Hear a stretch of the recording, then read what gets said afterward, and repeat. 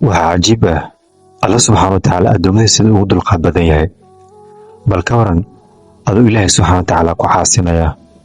Wax kastoo maxaarim Ilaahay subxaana wa tacaala uu ka reebay oo sameynaya. Bal ka waran hadduu Ilaahay subxaana wa tacaala uu ka arsaaqayo. Biyaha aad cabilada ku siinayo. Arsaaqada aad cunada uu ku siinayo.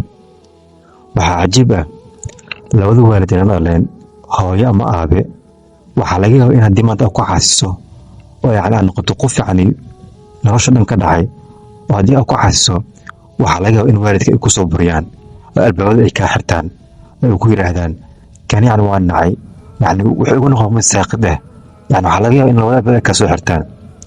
Sidoo kale waxaa dhici karta in nacay ay kaa goostaan waxaad cuni lahayd iyo waxaad cabi lahayd.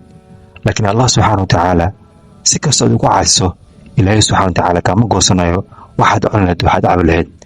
Bal ka waran adoo Ilaahay subxaana wa tacaala ku caasinayo haddii Ilaahay subxaana wa tacaala uu ku dhihi lahaa ka waran dhulka aniga iskale iga kac ee dhulkan raadso.